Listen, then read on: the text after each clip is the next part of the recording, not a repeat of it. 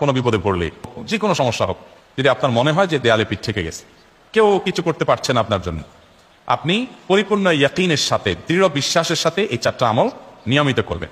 ইনশাআল্লাহ গুলি মিস হতে পারে, আপনার দোয়া মিস হবে না। আমি এমন এক ভয়াবহ বিপদে আছি যা থেকে উত্তরণের কোনো পথ আমার সামনে খোলা নাই, এমন কোনো আমল শিখিয়ে দিবেন যে আমলের মাধ্যমে এই ভয়াবহ বিপদ থেকে আমি রক্ষা পেতে পারি। ভাইরা আমার, এই ধরনের প্রশ্ন আমাদের কাছে অহরহ আসে যে এমন বিপদে আছেন যে বিপদ থেকে আসলে রক্ষা পাওয়ার জন্য আপাত দৃষ্টিতে কোনো পথ পরিদু চোখে দেখতে পাচ্ছেন না, এক কথা দেয়ালে পিঠ থেকে গেছে। এইরকম পরিস্থিতিতেই একজন ইমানদার আল্লাহ রাব্বুল আলামিনের কাছে তার এই সমস্যাকে তুলে ধরবার জন্য কয়েকটা আমল আমরা বলতে পারি, যে আমলগুলোর মাধ্যমে আল্লাহ তাআলা ওই অসম্ভবকে তার জন্য সম্ভব করবেন ইনশাআল্লাহ।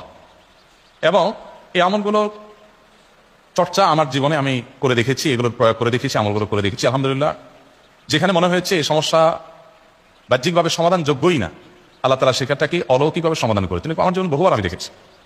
এরকম 4টা আমল আছে যেগুলো আমরা কোনো বিপদে পড়লে, নারী হোক, পুরুষ হোক, পারিবারিক হোক, আর্থিক হোক, বা নিরাপত্তা সংশ্লিষ্ট হোক, যে কোনো সমস্যা হোক, যদি আপনার মনে হয় যে দেয়ালে পিঠ থেকে গেছে, কেউ কিছু করতে পারছে না আপনার জন্য, আপনি পরিপূর্ণ ইয়াকিনের সাথে, দৃঢ় বিশ্বাসের সাথে এই 4টা আমল নিয়মিত করবেন। এবং আমি বহু মানুষকে পার্সোনালি এটার পরামর্শ দিয়েছি, ওনারা আমল করেছেন, আমল করে উপকৃত হয়েছেন। এরকম বহু মানুষ আছে, বৃদ্ধ মানুষ, বাবা ক্যান্সারে আক্রান্ত হয়েছেন অনেক দেরিতে, আল্লাহ তাআলা অলৌকিকভাবে সাহায্য করেছেন। হ্যাঁ, কখনো যদি আল্লাহ তাআলা এই আমলগুলো করার পরও আমার বিপদ দূর না করেন, তাহলে হয় আমার আমলের মধ্যে কোনো ত্রুটি ছিল, অথবা আমার এই বিপদ দূর না হওয়ার মধ্যে আমার জন্য কোনো কল্যাণ নিহিত ছিল। আল্লাহ তাআলা আমার দোয়া কবুল করে যে উপকার হতো তার চেয়ে বেটার কিছু হয়তো আমাকে দিবেন, এই ইয়াকিন একজন ইমানদারের থাকবে। সে 4টা আমলের 1 নম্বর হলো ইস্তিগফারের আমল। ইস্তিগফার, আপনি ফেসে গেছেন কোনো জায়গা, কোনো উপায় পাচ্ছেন না, আপনি ইস্তিগফার করতে থাকেন।